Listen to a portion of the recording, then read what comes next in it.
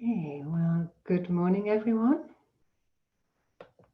Just making my adjustments here. Fine.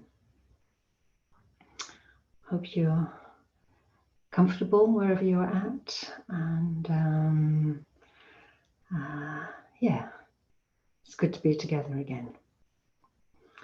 I'm going to start with a poem. And today it's Mitakali. I'm not sure if that's how you pronounce it. Or Mitakali. Oh, maybe Mitakali, I'd probably say. Mitakali, friend of the dark. I was always smart. If the path was good, I figured it would make me even smarter. One night while meditating, I watched my thoughts piling themselves up all around me. My mind built a house out of all those thoughts, then filled the house. Soon it was a whole city, a whole world. Oh, my beautiful, beautiful thoughts. Who will look after you when I'm gone? I swear I could weep. I could weep for all of you. My sisters, do you really want to be free? Are you ready to leave behind all your precious little houses and make your home everywhere? It's not as hard as you might think. First, stand up, then walk out the door.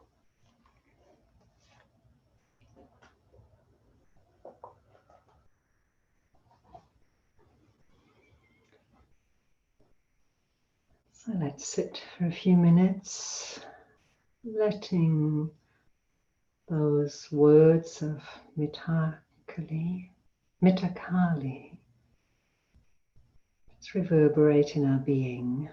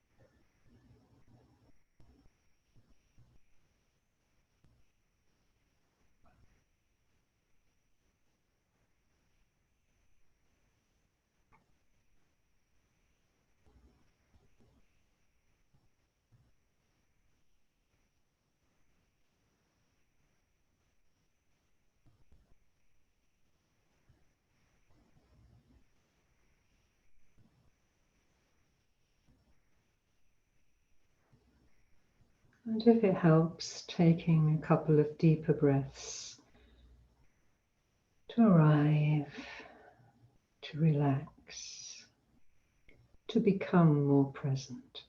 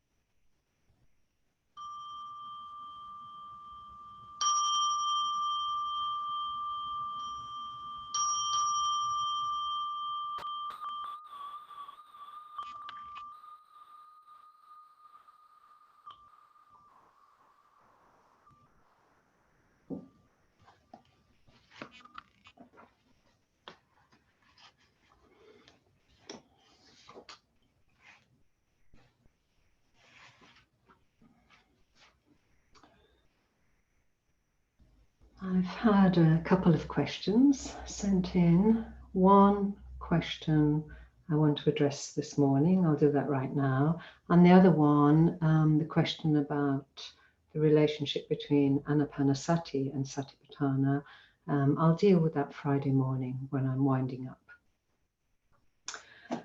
So the question is, I understand the body is constantly changing and decaying, even moment by moment. And while I try very hard not to cling to the sense of self or to be attached to my body, is it wrong to have the attitude that it's very precious to have this one human life and to want to make the most of our bodies? So, for instance, adorning it with jewelry or enhancing what we have with makeup, is that attachment or appreciation of what we've been given?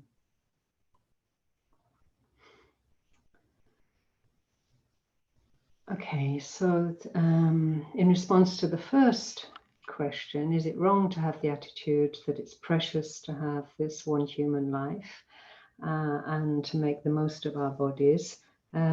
Well, no, not at all. It's not wrong to make the most of what we've been given, what we've had the good fortune to be born in the human realm. And yesterday, I think it was, Maitrimala quoted from the Tsongkhapa verse about cherishing our body. Yeah, we only have it this one time. Really, this is all we've got. So making the most of it in the sense of taking care of the body, not neglecting it and not taking it for granted. You know, the practices then, when do we start to identify? Yeah, when it becomes more attachment. So by all means, let's be grateful, let's appreciate this precious body. Now, your question was more about something more specific, adorning the body. Yeah, so we adorn the body with jewelry, makeup, the clothes we wear, yeah, our hairdos. Look at all our different hairdos. Perfume. These things, and this is my take on it at the moment. And as our views change and our understanding deepens, these takes on this kind of area change. So don't take, this isn't the absolute answer. And you ask other people, they'll probably say other things. In a couple of years, I might say something different too. But at the moment, I think this is what I can offer. These things in themselves, the makeup, the jewelry, the clothes, the perfume, the hairdo, I'd say there's no higher or lower meaning there, apart from the meaning we give to these things, the meaning and the importance that we give to them. And what can be helpful is to be aware of the intention and motivation for adorning the body. I'll just leave it with adorning. And you'll find your bit, whether it's your hair or how you dress. Yeah. So aware of the intention, what's my motivation? Aware of identifying with a particular appearance, because that's me, and that will then lead to more attachment to self, attachment to a view of self and how I am. So that's kind of the area that we want to be aware of. And could I just enjoy these things? Could I play with adorning the body? Yeah, there is an aesthetic quality in there, and it has an effect on our surroundings. Well, especially if you're amongst other people, the way you smell plays a role. Yeah. And there's something about being aware of what's appropriate. You know, when I first got involved in the movement, most order members just wore sort of sloppy jogging trousers. Nothing, I'm not against jogging trousers. I wear comfortable clothes most of the time on my legs, but you know, really, really baggy and sloppy and hanging down, and for giving a public talk. And then at some point, I don't know if this is a direct connection, but Bante's 15 points for old and new order members. And he does talk about something, he does refer to conduct, you know, and good manners. And I think that's also an area here, respectful, being respectful to our surroundings and other people. And, you know, could mean dressing appropriately without yet making too much of this. But it is this dimension of internally, externally. It's not just about likes and dislikes, preferences. And also what's interesting is, would I be happy without these things? Yeah. Would I be happy to wear rags or robes or shave my hair? Those kind of open to exploring those kinds of experiences. And the couple of times when I've never actually shaved my head, but I've had it all cut off as short as you can get, when I've gone on long retreats. And there is something very beautiful about the simplicity and making life easier. Yeah, so there isn't a clear-cut answer, and there are no rules here. And I think the last thing to watch out for is imposed asceticism or harshness. You know, sometimes we can say we can come with our list of rules and shouldn't wear jewelry, shouldn't do this, and it's not. Then I'm not practicing properly, and that can tip into just negation. So I hope some of that is helpful for the person and for who asked the question, and for others who might also be interested. Before I move on to talking more about mind, and today in particular thinking, just a couple of comments regarding the open awareness practice, well, part of the practice that we did yesterday. Very important when we move into open awareness is to know how to ground oneself. It's so easy to just get lost. And your mind has had a particular focus. We've been aware of an area, an object of experience, and then there's just this opening up. And if we're not aware, if we just let go of the reins of practice, then the mind can just get lost, goes off into distraction, and we don't really know anymore what we're doing. So there is this letting whatever arises be known. We're still doing that, but we're not choosing what to focus on. And there is plenty arising, plenty, whether it's emotional, it's thinking, it's physical, it's sounds from outside. It's going on all the time. That is called life, and that's fine. It's just that we're opening up to that, and we're aware.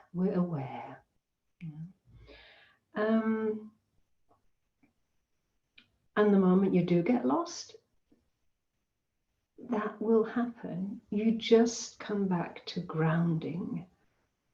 And by now, I hope you found your way of grounding yourself. Whether it's through just a sense of the whole body sitting, the body posture in itself, the composure of the body, or it's a particular area, the breathing, the touch, or the listening, if your mind is not being in the body is helpful. So we've been practicing that for a few days. But it does need, again, this rooting back, growing roots, relaxing, opening out. It's this oscillation.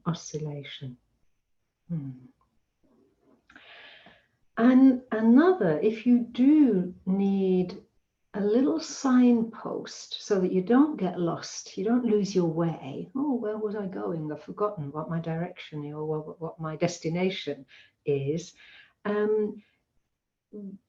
Anything is manifesting. We're aware of whatever is manifesting at the 6 sense doors, and you could just turn the slight intention, noticing, it's changing, it's impermanent. And keeping this light now, what I mean is, you're in open awareness and there's thinking. And then maybe a few minutes later, there's a sound outside. So you could just kind of clock. Mindfulness is clocking. You clock. It's not thinking anymore. Now it's hearing. And that will die away. And then something else will present itself. So you could just, changing phenomena, life as a flow. Experiencing things as flowing, experiencing phenomena, life as flowing.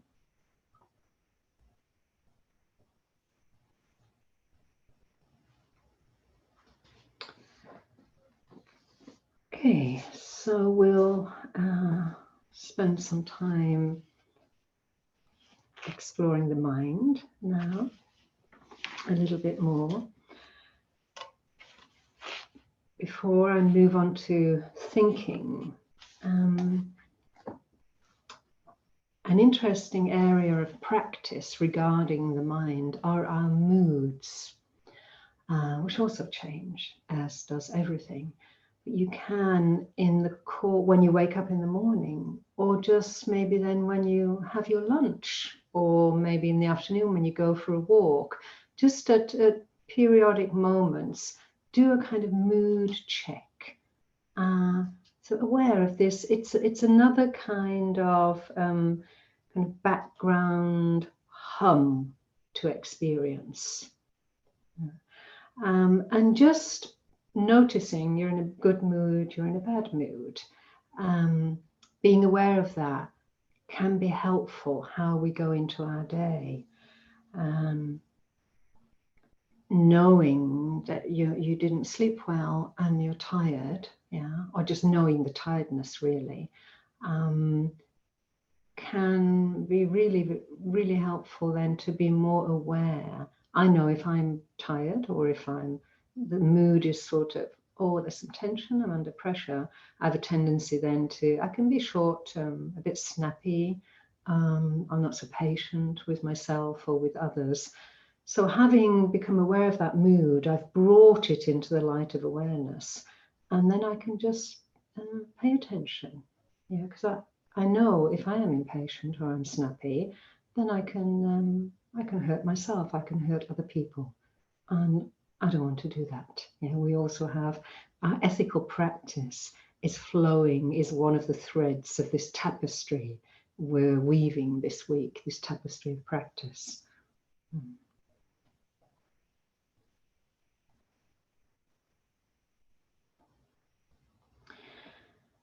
And it's the power of knowing. The power of knowing your mood, the power of knowing your mind state. Knowing you're judging yourself. If we know it, we can hold it with kindness. We can change how we relate to it. It's not about I'm doing it wrong again, or I'm no good because I keep judging myself and others. there's very little power in that kind of, oh God, done it again. You know, you get your whip out, you just doubt, self-doubt comes flooding in then. We drown in that kind of thing. So rather than that, turn to the power, apply the power of knowing. Knowing you're judging yourself means you can do something about it, basically. Knowing you're angry, knowing you're sad. It's like the mindfulness unlocks the door of this cage. It even might open the door a little bit. So we're knowing you're angry, you're not drowning in the anger anymore. There's a shift in experience. And this is what I hope we're experiencing this week. It's not about getting rid of for the moment. It's about being aware, knowing there's anger, there's sadness. So the mindfulness, like the knowing aspect of mindfulness, unlocks the door, opens it. And it's similar with wholesome mind states. Knowing with metta. Again, we open the door and allow these mind states to expand and to grow. So you know there's metta, you know there's love. It's like they get attention, they're nourished, they are fed by mindfulness. So mindfulness itself changes and sets something free. We had a quote earlier on, a line: if we don't cling, whatever arises is naturally freed. And mindfulness is the first step, you could say, to not clinging.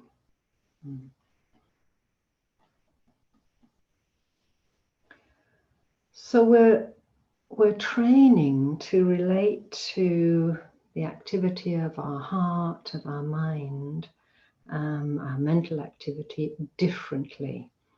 And we're going to be looking at thinking in a little while. So I can relate to what's going on in my mind and heart in a skillful way. I can relate to this thinking in a skillful way. I can bring in wise discernment.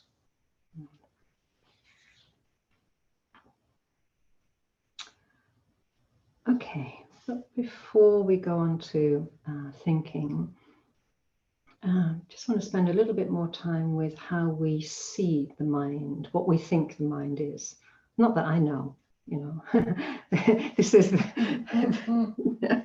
we explore our mind with our mind, and it's all a bit of a mystery, isn't it, a koan? But what is definitely helpful is befriending the mind, even the judging mind. There's this lovely story in The Little Prince. There's this conversation, and is it a fox? It's a fox, yeah. Between the little prince and the fox says to the little prince, you know, you have to tame me. And the little prince says, well, how should I do that? And he says, befriend me. Yeah. So it's or it's the other way round, but they are interrelated.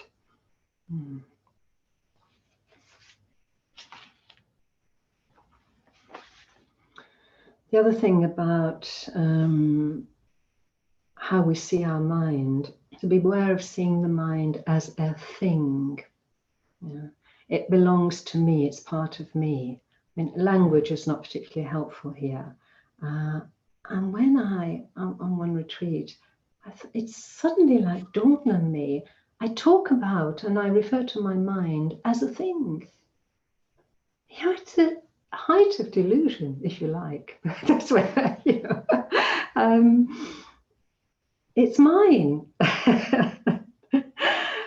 but you know, so we just have to read a little in the scriptures to see quite quickly the mind is not a fixed thing. It is also changing. It's a conditioned phenomena. Yeah. There isn't really a mind, I'd say. There is only phenomena coming and going, changing.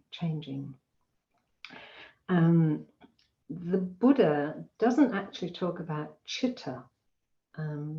My source now for what I'm going to say is Subhuti, Mind in Harmony. And he highlights this point that actually the Buddha refers to chittas, plural, chittas. So the Buddha is speaking of fleeting, momentary mental events in fast succession. So, you know, that breaks up or loosens this idea the mind is a thing, it's fixed. There isn't the mind. If you know the shepherd's search for mind, you know that song, that teaching. And it's a little bit like these thumb comics. I think that's what you call. You flick through them, you know, the early cartoons, flick, in rapid succession, and one image appears out of that. And of course, then we think the image is the thing, but that has been created by all these other images, constituents, components forming that shape. So we could see the mind as a dynamic process. I think that's a more helpful way of looking at mind for the purposes of practice. This moment after moment, an uninterrupted continuum. And if we see the mind as something, this is what Subhuti suggests, then something like a river, a flow, hence the reading we had last night, the river of perceptions, a stream, a fire, so just become aware of how you see your mind, how you talk about your mind to yourself and to others.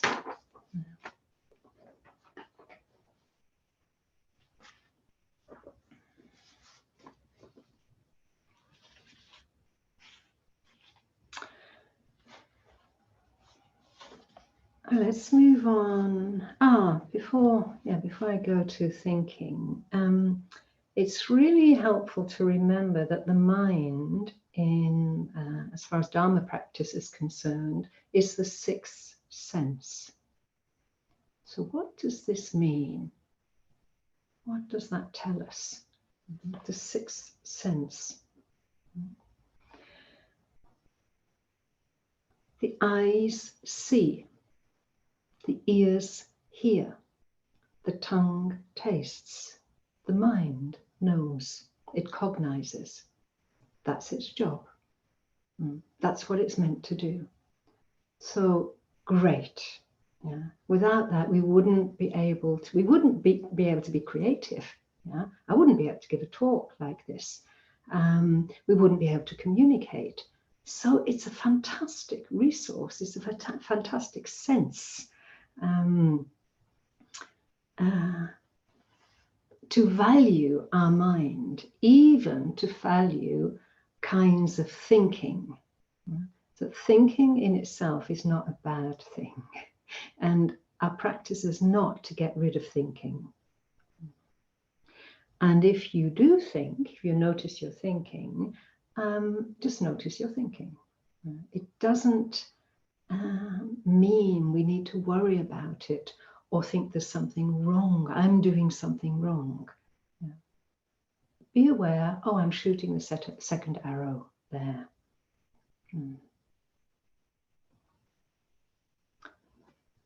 So because the mind is the sixth sense, thinking happens. As long as there is a mind, there will be thinking. There's an old saying, you can't have tea without leaves. Nowadays you probably can. They do some kind of synthetic, taste substance, but I think the saying communicates the idea. And thinking can be, it's important to see what kind of thinking is going on. Is it necessary? Is it helpful at this point in time? Especially when we're meditating. There are kinds of thinking that are very valuable. And when I say thinking now, thinking can manifest in words, in sentences, and in images. So we use thinking in our metta practice, the metta sentences, or even just a word: tenderness, gentleness, clarity, relax. They're manifestations of thinking. And we can consciously, with awareness, we apply this form of thinking. I'll talk about that a little bit more. One thing to keep an eye on in meditation is that if you're noticing that there's a lot of thinking going on, even if they're good thoughts, even if they're dharmic thoughts, just check out that what's driving this thinking. Thinking in meditation can be a form of, it's sense desire latching onto thinking. And I know this very well. I'm not particularly sense desire in meditation for other sensual pleasures, but thinking, and the really good ideas. I have written, it's changed, my best talks during my meditations until I realized all I'm doing is thinking, even if they're great thoughts. I thought they were great thoughts, but I wasn't really training my mind. I was indulging in my very creative and good thoughts. And I even had a little argument with a teacher about this, because I defended, but they're thoughts about the Dharma, thinking. So what I then learned to do was, because these good thoughts, these creative thoughts, these good ideas, I didn't want to just lose them. So I kind of made a pact in the middle of the meditation. I said, I'll come back to you later. I'll give you time and space. I'll give you a place, but outside of the meditation. Now my intention is something different. And important here is you must keep your promise to the mind. Otherwise you can't change the habitual tendency. The mind won't be fooled.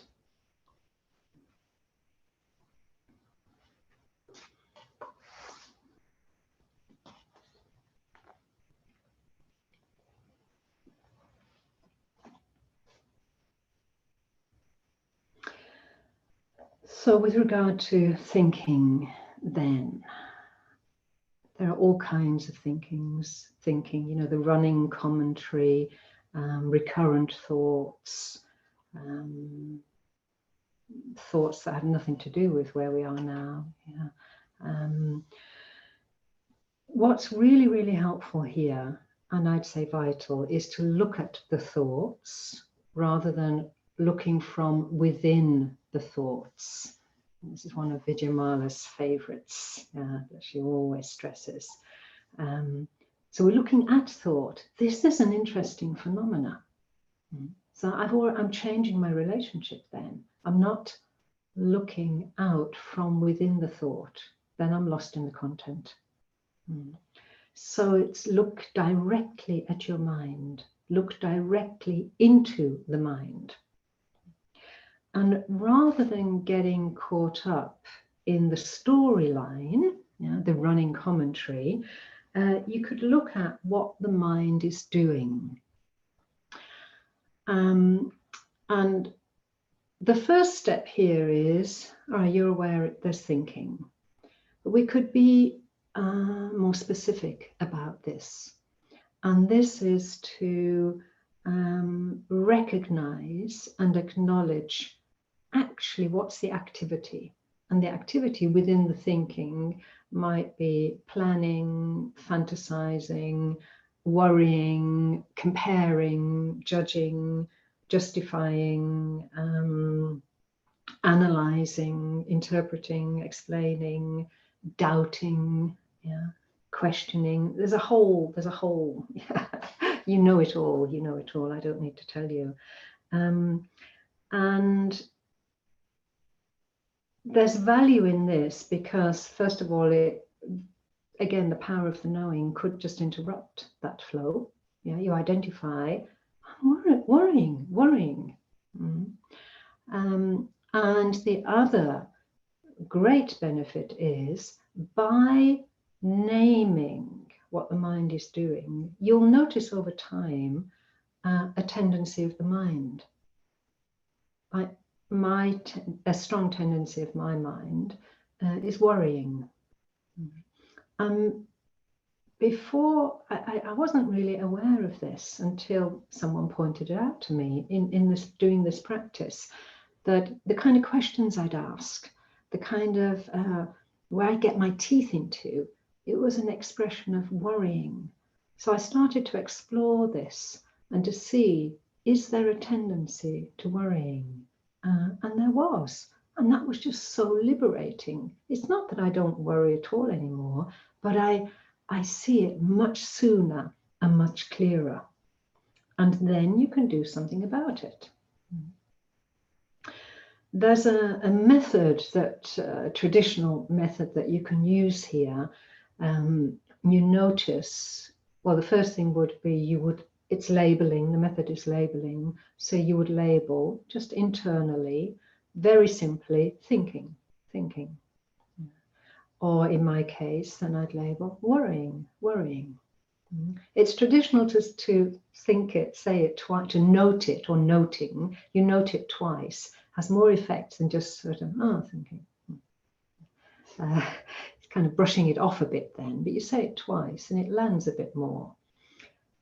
If you try this out, the other important thing to be aware of, we don't label by saying, I'm thinking again. See, I've already done it. Cast my eyes to the heavens and change the tonation of my voice.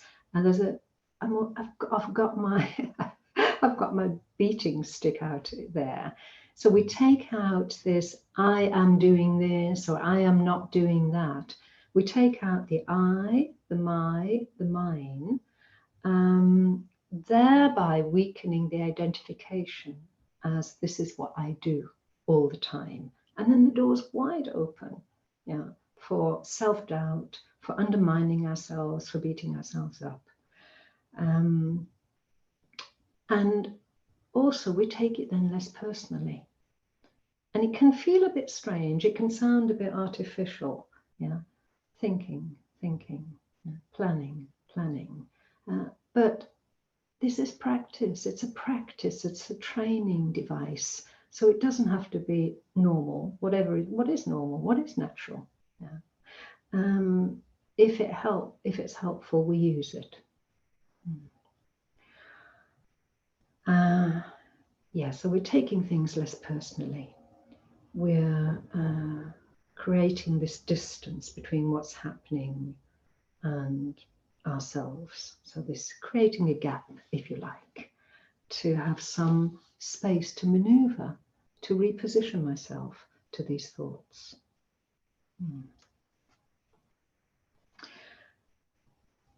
Another important thing about thinking is notice if you're buying into the thought, the storyline, or in other words, are you believing what your thoughts are telling you, what your mind is telling you?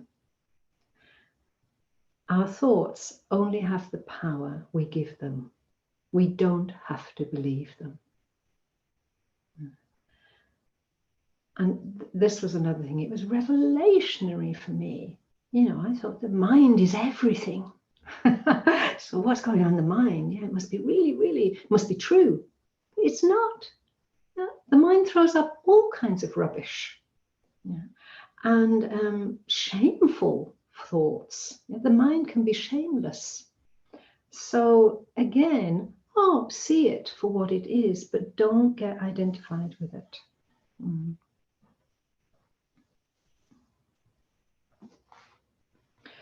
We feed thoughts by believing them, by indulging in them, or by pushing them away, cutting them off.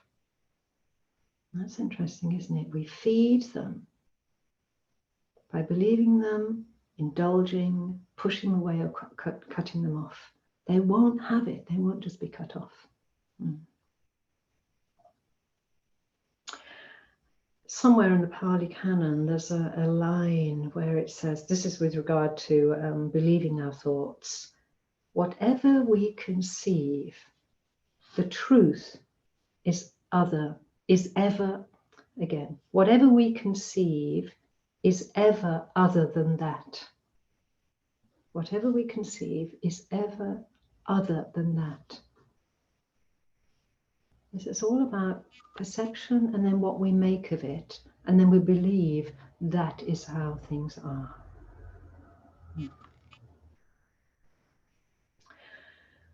So to weaken this indulging in thoughts or cutting them off, again, Vijayamala's got this lovely little practice that we've often done, some of you have probably done, where she just says, hello thought, thank you thought, goodbye thought.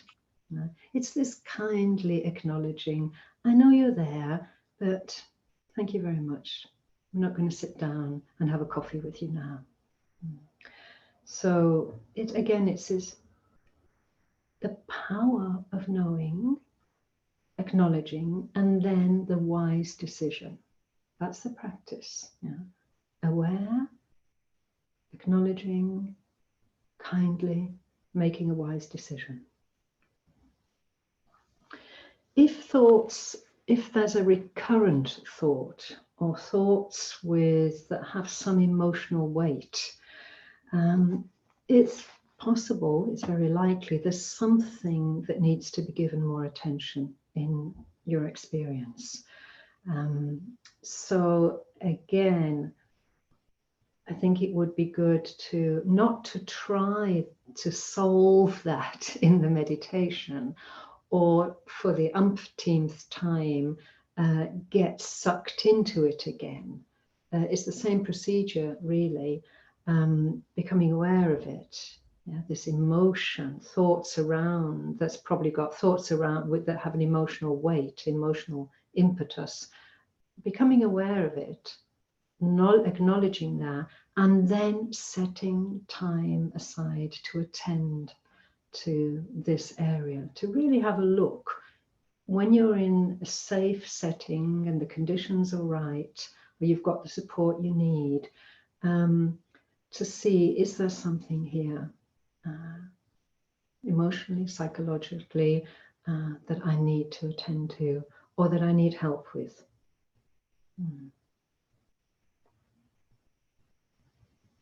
In the meditation itself, you can check if you're not swept away by this emotional content of the thought. You can just check in the body. How is it showing up in the body? Where is it showing up in the body? And that has a grounding effect again. Yeah.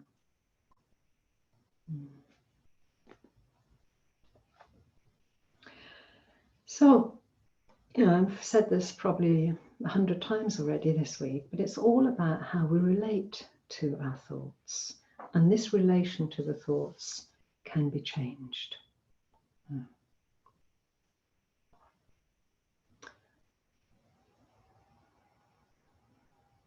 Okay, I think I'll leave it there for the moment.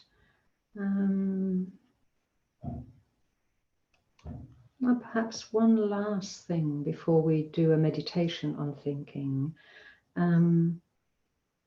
We can reflect on the impermanent nature of thoughts. impermanent, flowing nature of thoughts, the emptiness of thoughts. They have no inherent being and they have no intrinsic power. So seeing them as conditioned phenomena could just be quite releasing.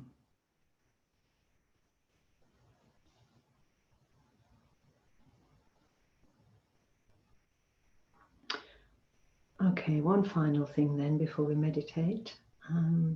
There's so much that could be said around thoughts.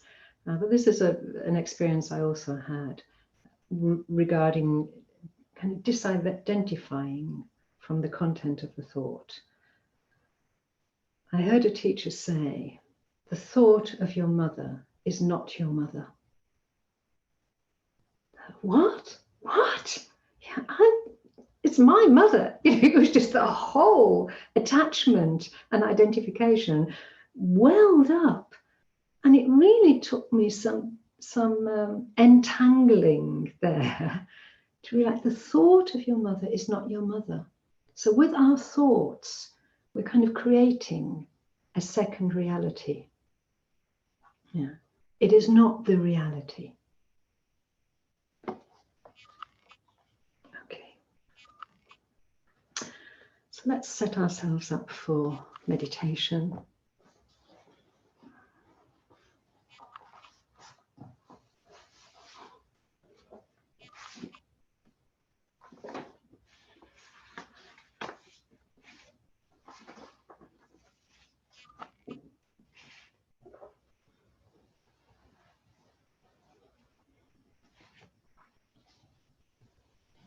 We'll sit about half an hour.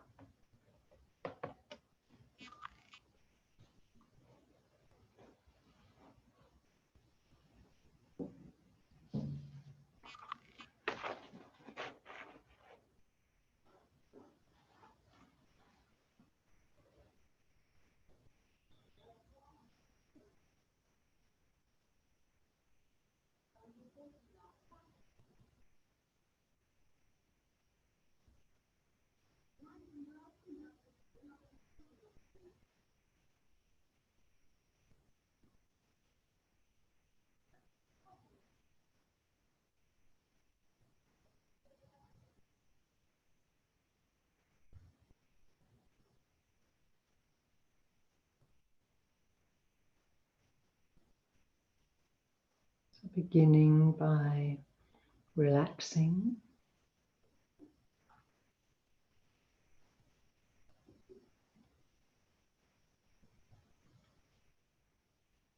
Aware of whatever is there and just allowing it to be there. Befriending.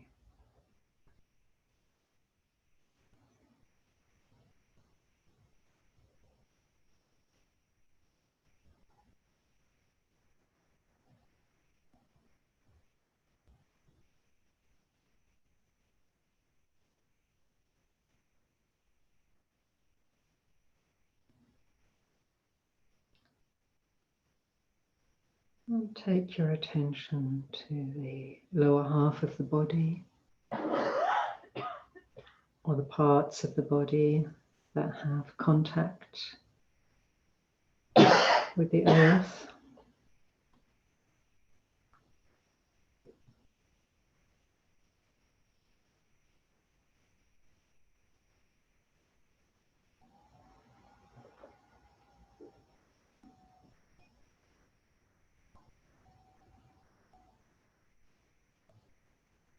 Just giving up the weight of the body to gravity. Inviting a quality of settling, groundedness.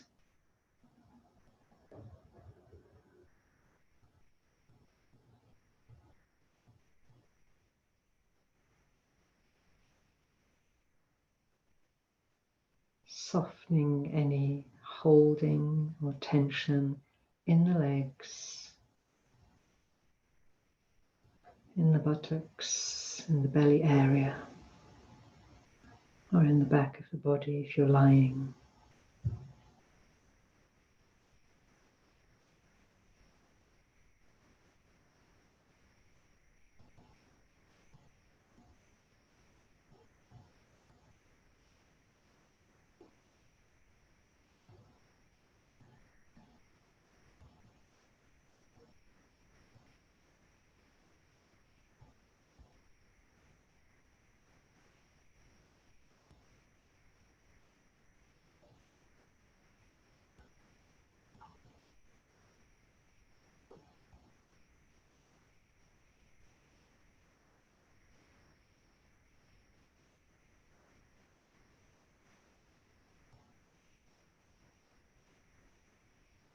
Just becoming aware if in your legs or your bum or the back of the body, is there a subtle sense of pulling away from the earth, kind of sucking away, holding in anticipation of the next thing to come?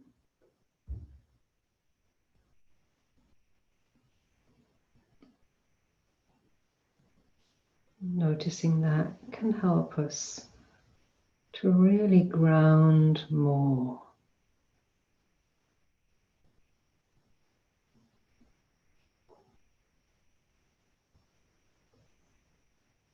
To be more fully where we are right now.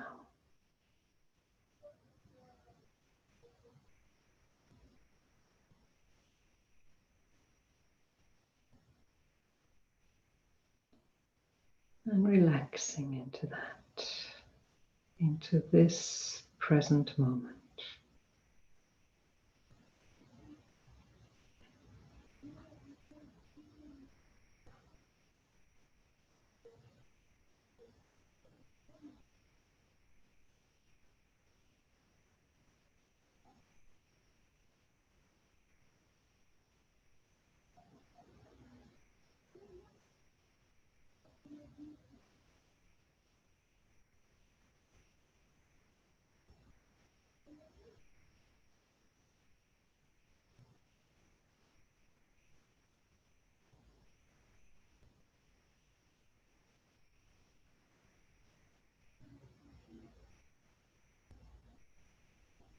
And out of this firm foundation, allowing a sense of openness, lightness, brightness to naturally spread throughout the upper body and the head.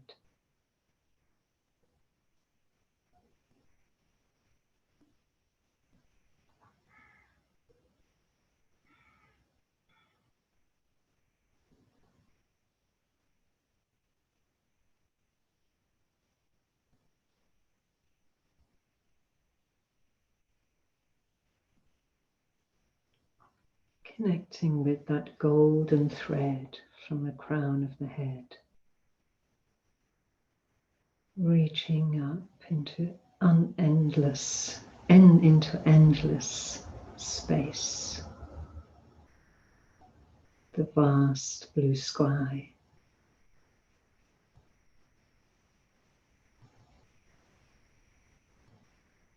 Empty and full of potential.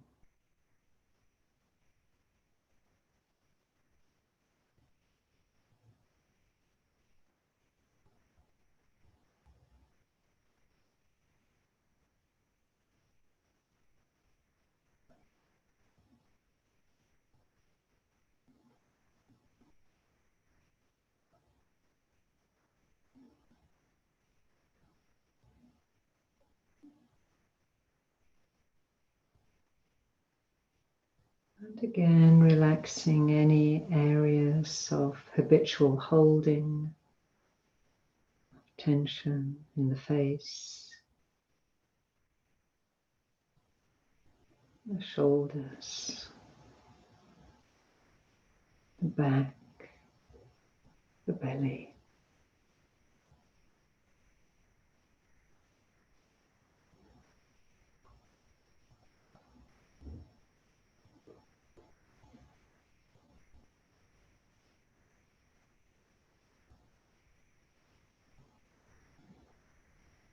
And you might like to imagine you're sitting somewhere very comfortably, perhaps in this meditation posture,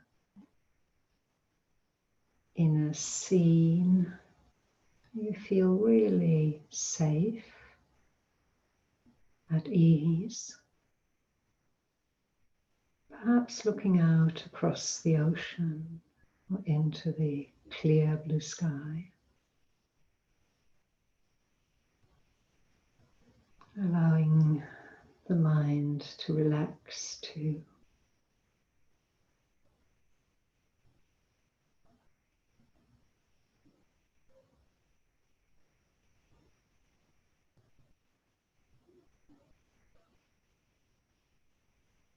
Just going to sit here, enjoying this spaciousness.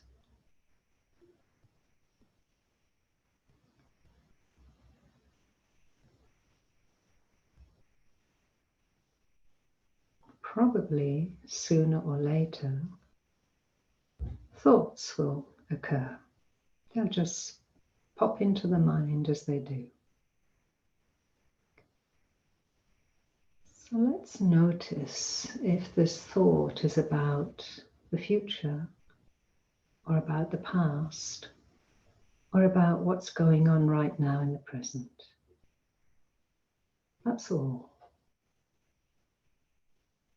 Not entering into the content of the thought, not getting lost in the story.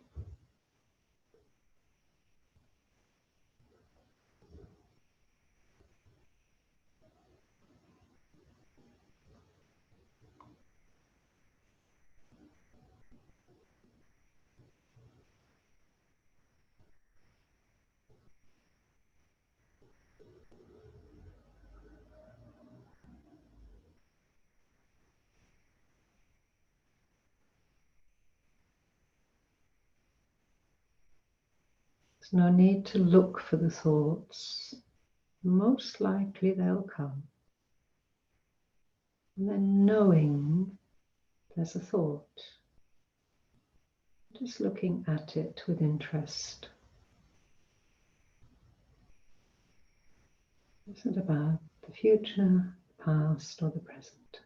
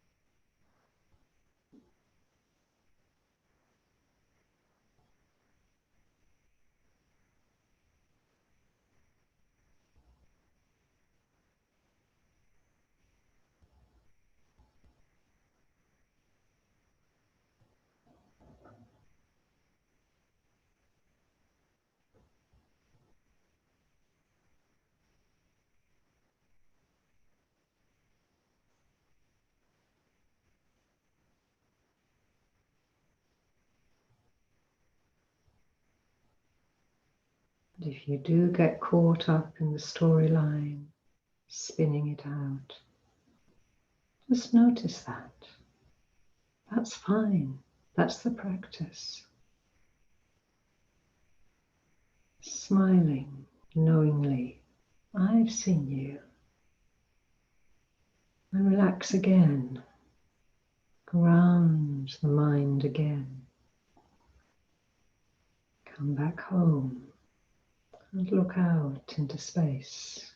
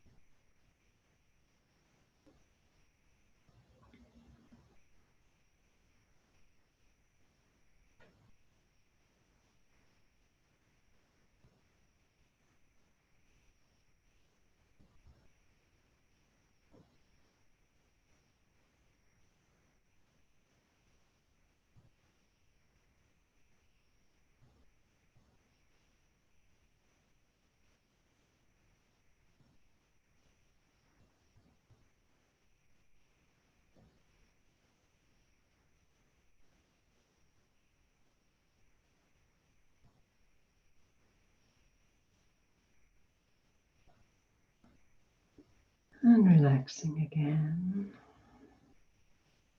Coming back home. Sensing into the whole body or an area where you feel anchored.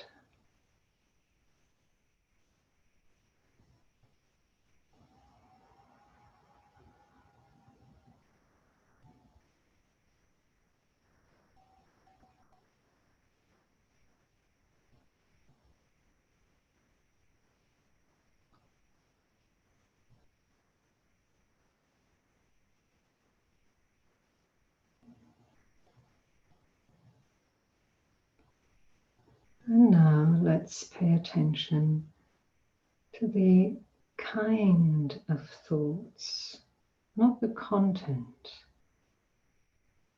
but more like, are they just snippets, disconnected thoughts, jumping about from one theme to the other?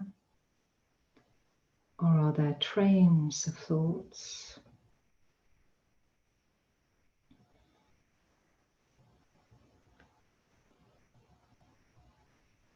Or repetitive thoughts?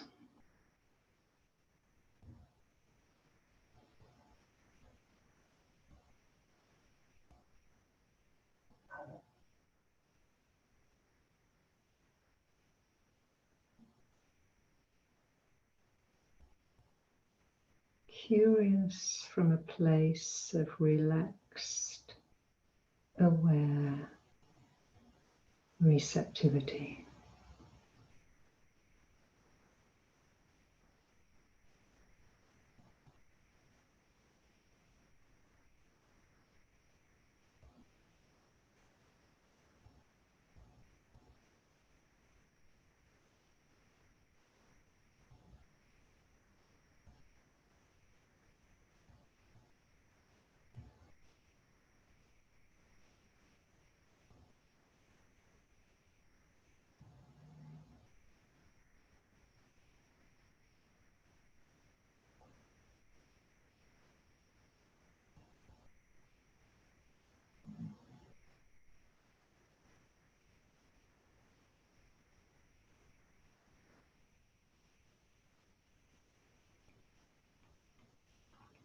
Are the thoughts manifesting as words or as images, taking on another form?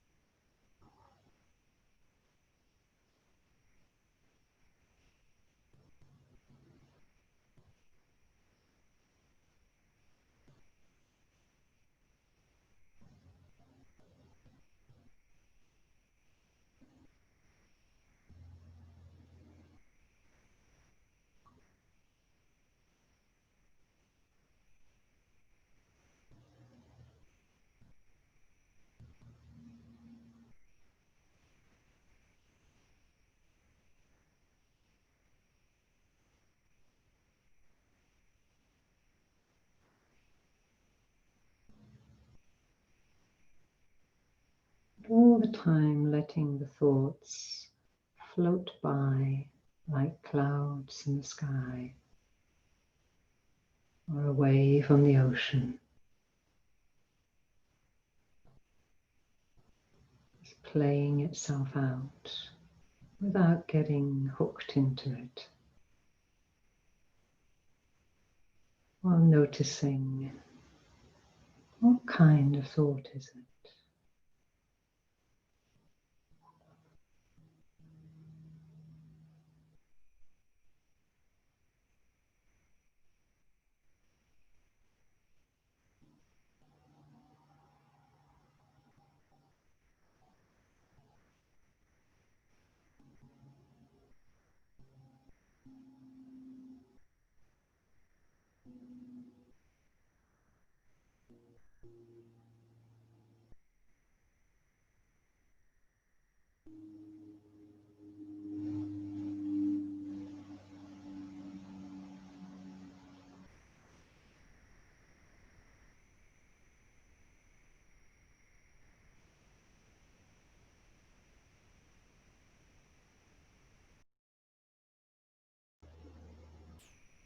And if you like, you can try out the labeling.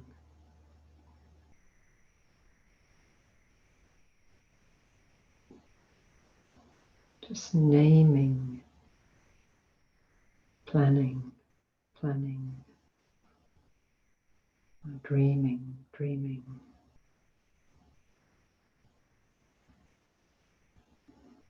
Commenting, if you find that helpful.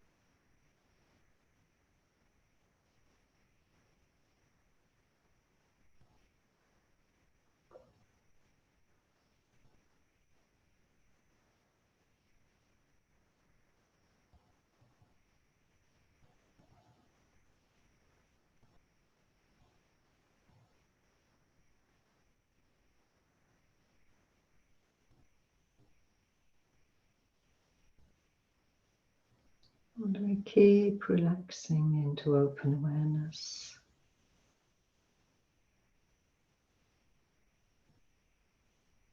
And allowing what comes to come.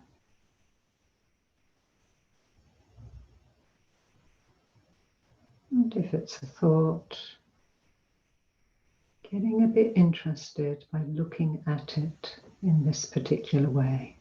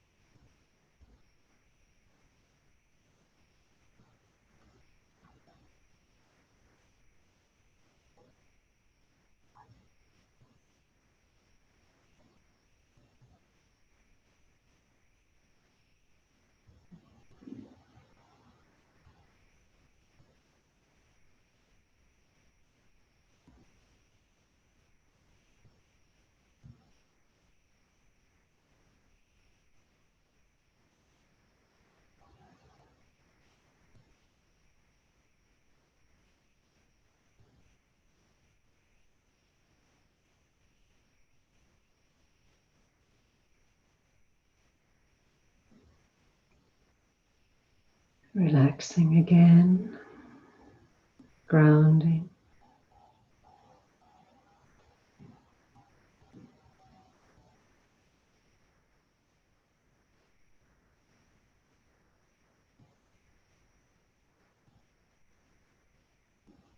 And finally, we take on a perspective with the question,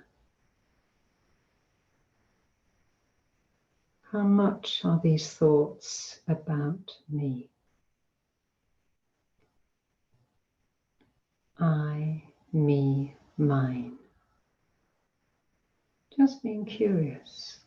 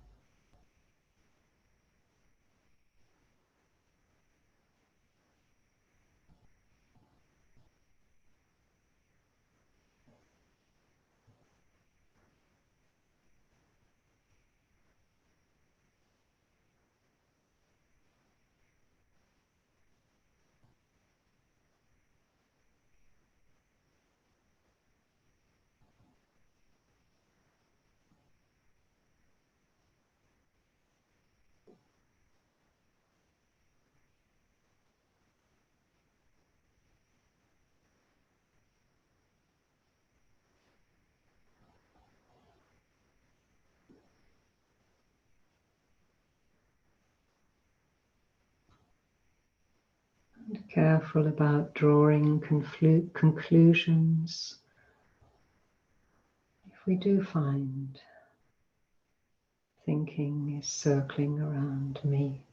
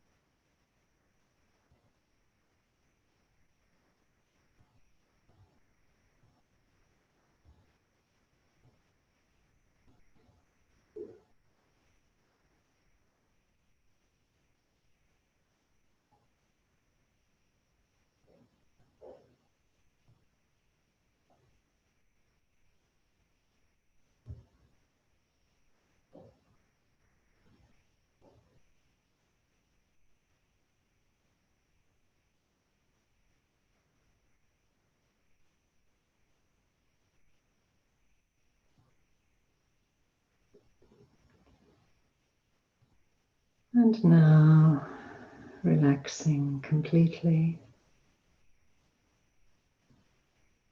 even more fully.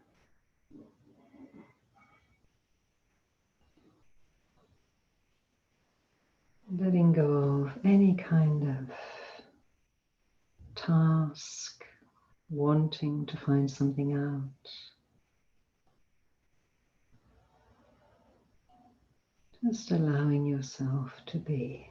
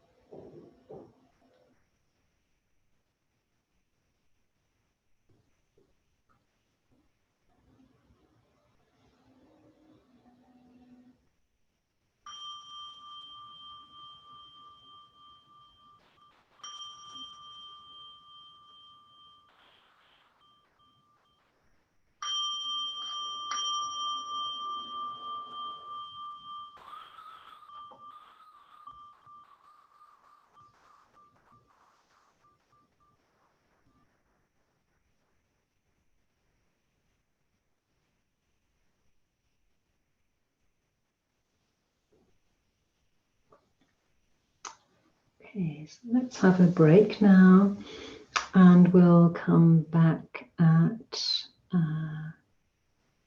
let's come back at 20 to 1. Well, I'll start at 20 to 1. Okay. So let's continue a little bit more exploring thoughts. I think it's probably become clear by now that the stories in our minds, the stories we tell ourselves, are thoughts and not facts. These kind of things, I hear myself saying them, and I sometimes think that's so banal, Prasadavati, but I don't think it is. I think it's these banal, obvious truths that we really need to take on board. When I was a teenager, I couldn't wear contact lenses, so I had glasses. And I had this story about girls who wear glasses are not attractive and they don't get boyfriends. So whenever I had a date, I went to meet my date. There was a certain place in the town where everybody met their dates, or not everybody, a few people. It's another story, isn't it? And I didn't have my glasses on because I wanted to be attractive and I wanted to have a boyfriend. And of course, I didn't see him. So more than once, I went home because he wasn't there, I thought. And that it fed even more into my story of I can't even get a boyfriend. You know, not only am I not attractive, and yeah, that really solidified into well, I don't know if I'd go so far as to say into a view, but I definitely had views about wearing glasses for a very long time. Yeah. So, yeah, it's really important that we don't confuse the thoughts and the conclusions or views about something with the actual experience itself. Yeah, the experience was, I didn't see him and went home. Full stop. Yeah.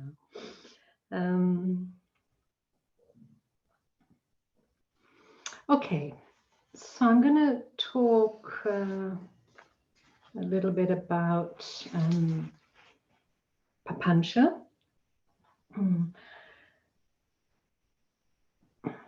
I think papancha vis-a-vis thinking, or sort of the role, what is thinking? You know, so often people have these ideas about you shouldn't, thinking is a bad thing. So just maybe for the last time this week, the role of mindfulness with regard to thinking is not to stop thinking, but to help recognize and assess, are these thoughts worth pursuing? Is there something for me to learn there? Is there something for me to recognize? So when is thinking necessary? When is it constructive? When is it helpful?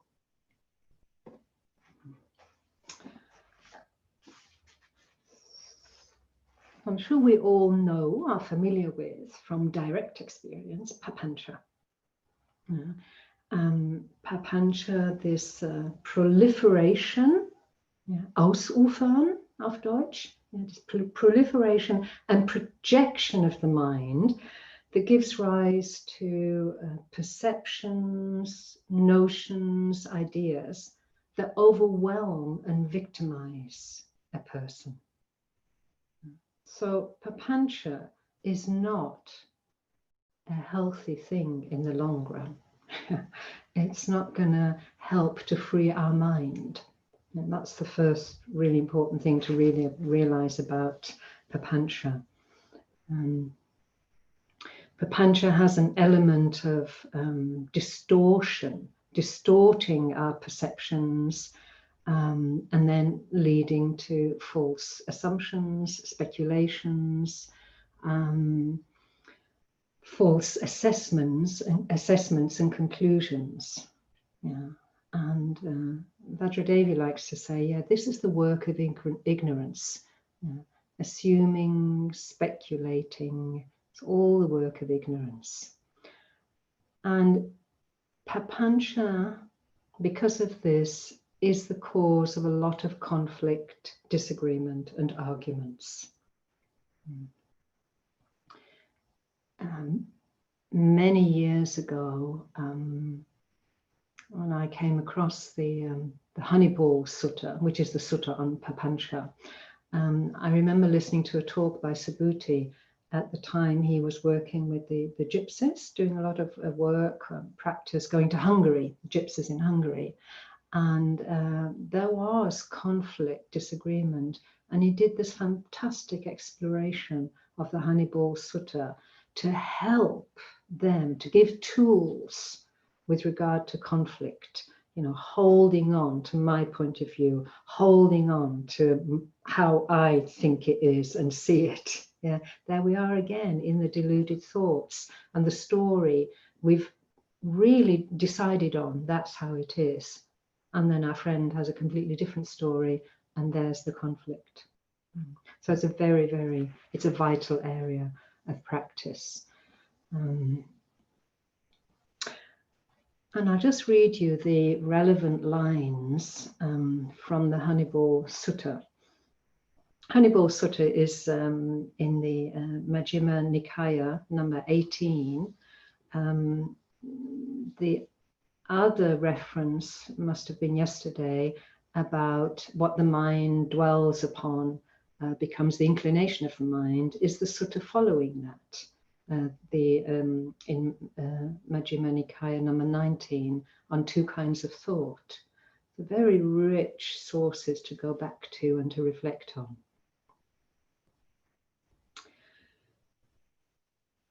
So in the Honeyball Sutta, what one feels, that one perceives. What one perceives, that one thinks about. What one thinks about, that one mentally proliferates. So this is the birth of papancha.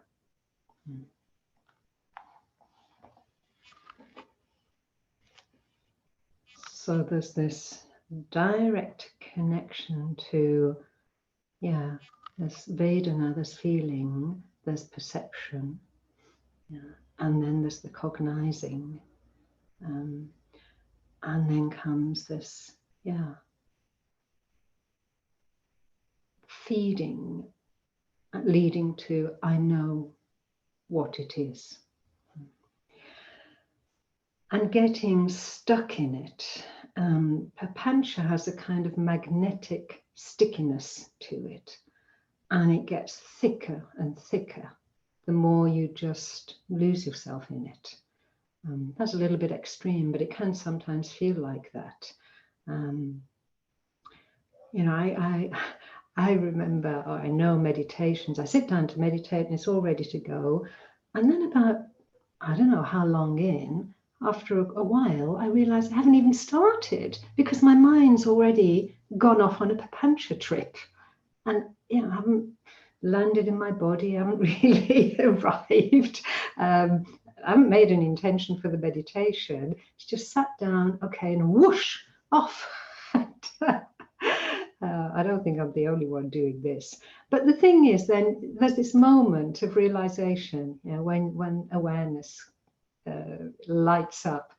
And I just have to laugh these days. I didn't always laugh at this in the past. You know, I'd really give myself a bad time. That didn't get me very far. Yeah, oh my goodness, there you go again. And the thing with the papancha is, as I've already said, it creates a new reality. Yeah. And that then has an effect on us emotionally. I remember when my children were small and I'd be at home waiting for them to come home on the bus and preparing lunch, and an ambulance would go by. All it was contact, sound, yeah, and out of that was a whole storyline of, oh my goodness, I wonder if there's been an accident, I wonder if something's happened, because they should be here by now. That probably, I added that bit in as well, regardless of whether it's time or not. And then there was this solid story, and the effect was then consumed by worry and concern.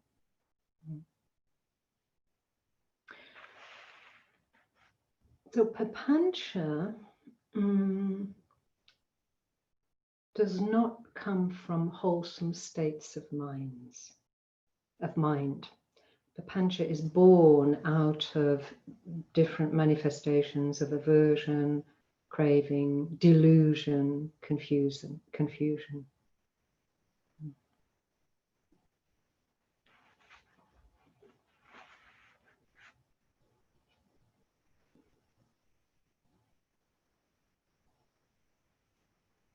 And this is why it's also important to make a practice of when these impulsive thoughts, you're in a story like this, and then a thought comes up it's the seed of the action. Yeah. Or maybe I'd better go and have a look. Yeah. Is there an ambulance out there at the bus stop? To just wait, to not act out the papancha. Wait, ground yourself, feel the soles of your feet on the earth, take a couple of breaths, and then it's like reassess.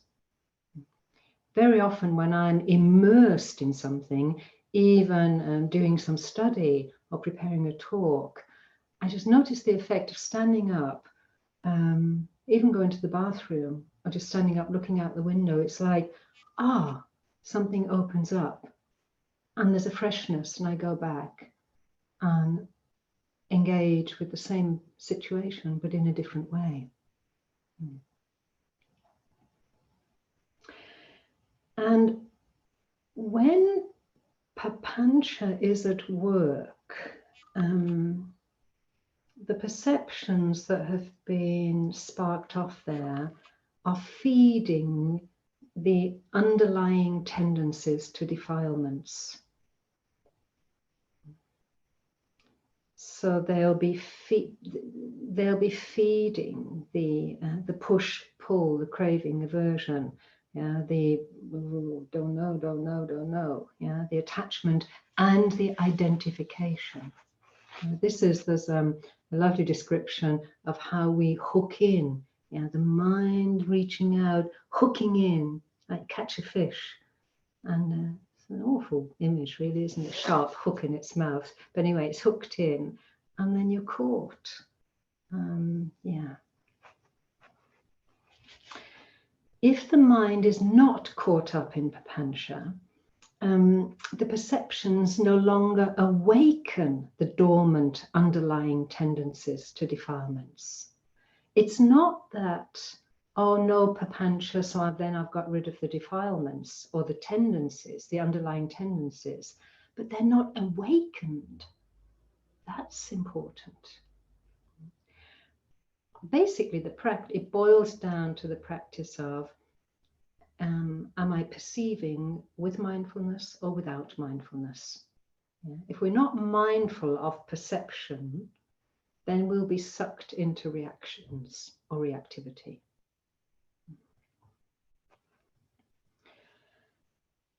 And there are three types or sources, you could even say, of papancha. And this is craving, conceit, and views. And the craving, by interpreting our experience in terms of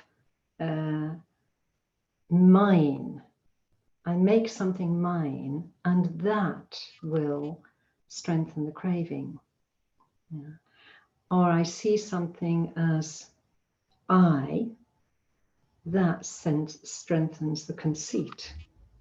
Yeah. And I see something as myself. It says I, mine, and me, myself, strengthens views around self, who I am, what I am.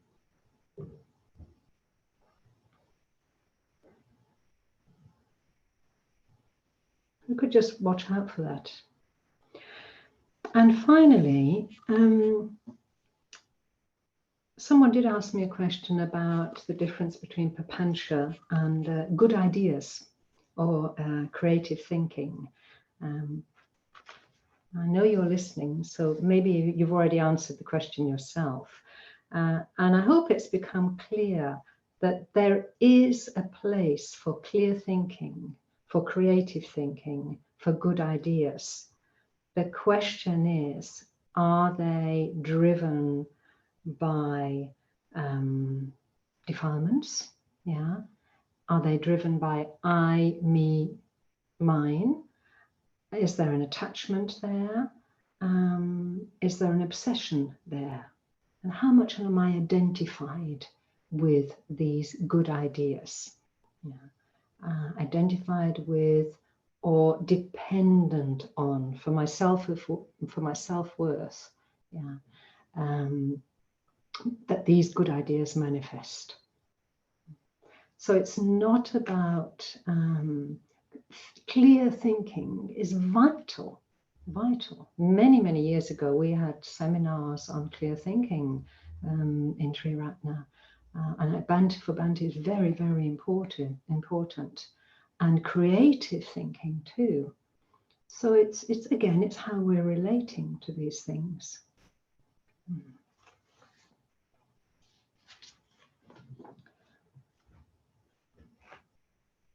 Okay. I'm sure that there's more that could be said, but our time for today's up. So I'm just going to again read the poem. And in a way, the more I read these verses from the Therigatha, the more I think that's all we need. So you could, whether or not you've understood any of what I've said, my rambles today around thinking, or what has been of value, maybe just reading this poem a few times, reflecting, that will do it for you. Mittakali, friend of the dark. I was always smart. If the path was good, I figured it would make me even smarter. One night while meditating, I watched my thoughts piling themselves up all around me. My mind built a house out of all those thoughts, then filled that house. Soon it was a whole city, a whole world. Oh, my beautiful, beautiful thoughts. Who will look after you after I'm gone? I swear I could weep for all of you. My sisters, do you really want to be free? Are you ready to leave behind all your precious little houses and make your home everywhere? It's not as hard as you might think. First, stand up, then walk out the door.